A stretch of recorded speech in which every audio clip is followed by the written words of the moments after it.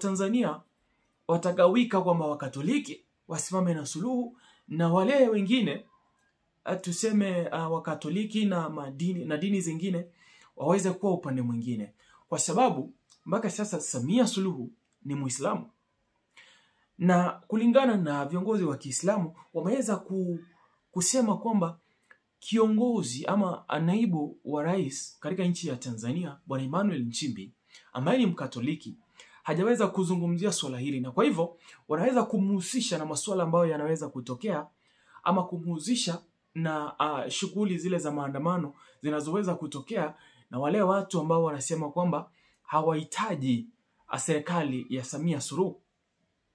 Ndo wa Padri Kitima, hasa kauli zake alizotoa kupitia Jambo TV na matamko yake ya siku za nyuma, ambazo zimeonyesha dhahiri dhamira ya kupandikiza chuki, kuhamasisha maandamano na kupuuza misingi ya utulivu inayolinda usalama wa taifa letu. Kauli zake za leo hazijasimama peke yake, zinashabihiana kwa namna ya kushangaza na propaganda za watu kama Mange Kimambi na wengine, watu wanaofahamika wazi kwa kuhamasisha mgawanyiko, taharuki na chuki za kisiasa. Hawa wote wanafanana kwa lengo moja: kuwachochea vijana wawapeleke mitaani wakakabiliane na vyombo vya dola na baadaye kutumia vifo na majeraha yaliyopatikana kama mtaji wa kisiasa. Na msikilizaji, karibu katika kituo hichi. Kama ndo mara yako ya kwanza, hakikisha kwamba unazidi kupiga subscription kwa faida ya kupata kutambua yale ambayo yanatokea karibu na wewe wakati wowote. Katika taarifa za leo tunapiga story kuhusu nchi ya Tanzania. Sasa story ambazo zimenifikia ni kwamba nchi ya Tanzania katika siku za hivi karibuni imeonekana ikichukua usukani ambayo hujaweza kuwa mzuri, na ama watu wengi hawajaweza kuchukulia vizuri, na ni kutokana na uongozi wa serikali iliyopo sasa hivi. Kila ambacho kinatokea Tanzania sasa hivi ni kwamba kundi ama makundi ya kanisa Katoliki na vile vile kanisa la Kiislamu wameanza kupata ugomvi ama kuzua uhasama katika wale ambao ni viongozi wa makanisa haya. Ina maana wameweza kuanza kuwapiganisha wananchi katika misingi ya kikanisa. Katika siku ya jana kundi la viongozi wa kanisa ya Kiislamu wameweza kutokea hadharani na kuweza kutoa hotuba yao.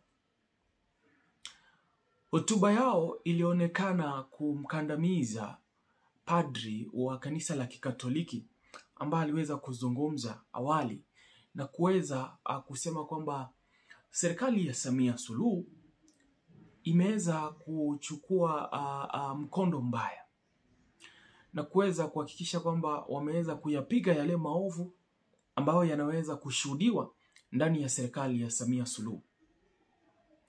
Sasa katika mazungumzo ya maovu hayo yaliyoweza kuletwa hadharani na Father Kitima ambaye ni Mkatoliki, yameweza kuonekana kwamba yameweza kuwakera sana viongozi wa kanisa la Kiislamu, ambao siku ya jana wameweza kutokea hadharani pia na kuweza kutoa kauli yao.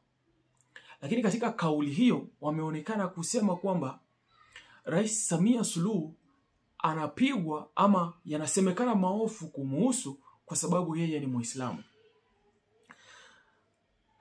Katika machache ambayo naweza kuyapata kutoka kwa hotuba ile ambayo imeweza kutolewa na viongozi wa Kiislamu, wameweza kusema kwamba Father Kitima amezungumza tu maovu aliyoweza kuyashuhudia ama maovu yaliyoweza kushuhudiwa kipindi cha kupiga kura, lakini hajaweza kuzungumza hata moja ambalo serikali iliweza kulifanya.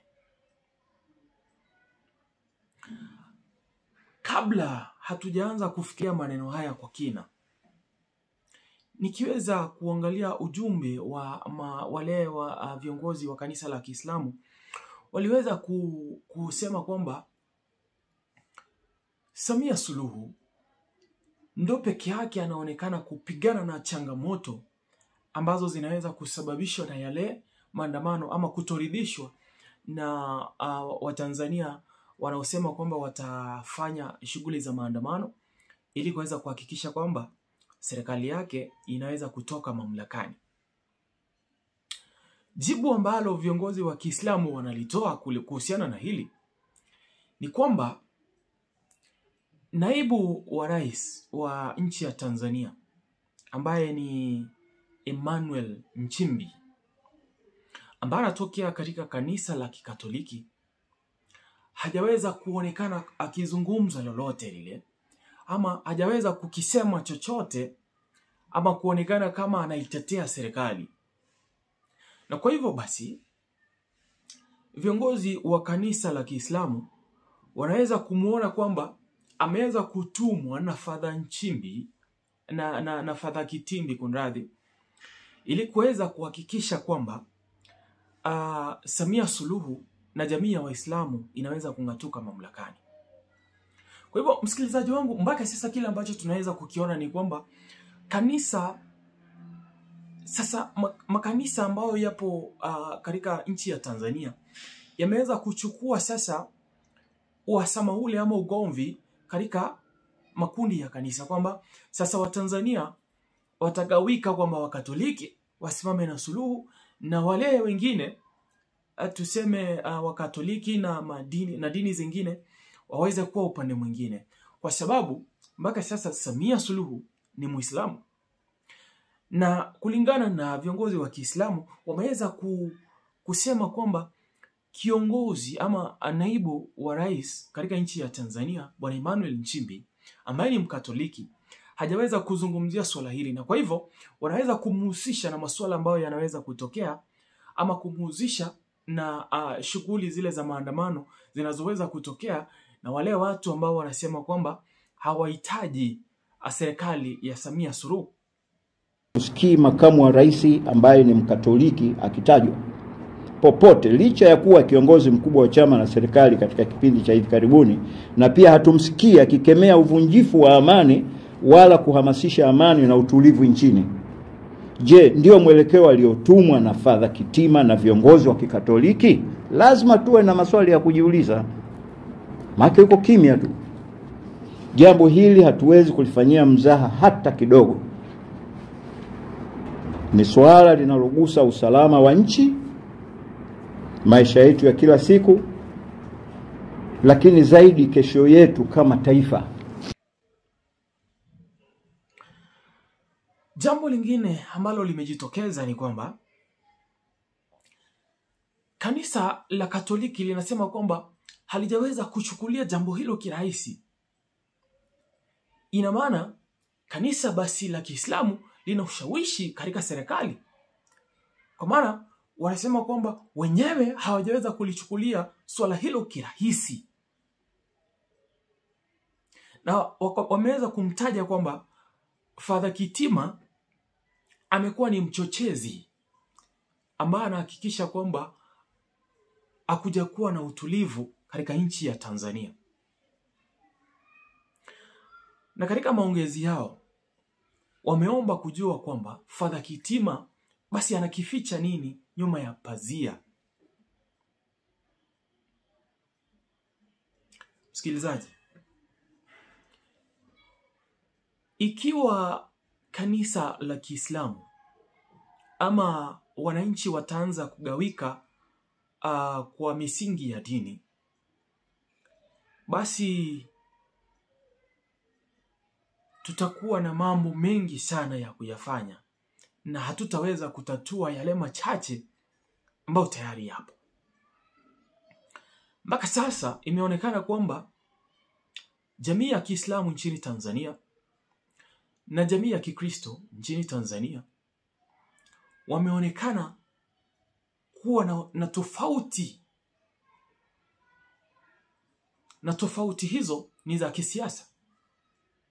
Msikilizaji, katika misingi ya kanisa inazingatiwa kwamba kanisa alifai kuchukua msimamo wowote katika shughuli za siasa, ama kuweza kusema kwamba sisi kama kanisa la Kiislamu tuko upande huu ama tuko upande ule. Lakini sasa kanisa limeweza kuonekana kwamba limeletwa kwenye shughuli za siasa ambazo zinaendelea, ili kuweza kuhakikisha kwamba wananchi wanagawika na kupata wale ambao wanashabikia serikali na wale wengine ambao wanahitaji haki kutoka kwa serikali. Na jambo hilo linaweza kutumiwa na serikali ili kuhakikisha kwamba pana watu ambao wanatosha upande huu na upande huu, ili kuweza kuhakikisha kwamba serikali haipati kuulizwa maswali, na kile ambacho kinatendeka hamna ambaye anauliza swali. Katika nchi ambazo zimeonekana kuchukua mkondo huo, hazijaweza kuwa na uongozi bora ukiweza kutazama. Na inaniuma sana kwamba serikali ya Samia Suluhu imeweza kuchukua msimamo huo na inataka kuhakikisha kwamba nchi inawika kwa misingi ya kidini, na kwa hivyo tutaweza kuwa na kugawanya wa Tanzania ili kuweza kufanya yale mambo ambayo hawayahitaji. Hebu msikilizaji wangu, nipe maoni yako kwenye comment section kuhusu unahisije kuhusu misingi ya kidini kuweza kuhusika katika shughuli za siasa, na unaona kama ni jambo bora ama itazidi kudhororesha uchumi wa nchi ya Tanzania, ama ni kipi unahisi kinahitaji kufanyika? Nipe maoni yako kwenye comment section. Hakikisha kwamba unazidi kutufuatilia pia ili tuzidi kufahamishana zaidi.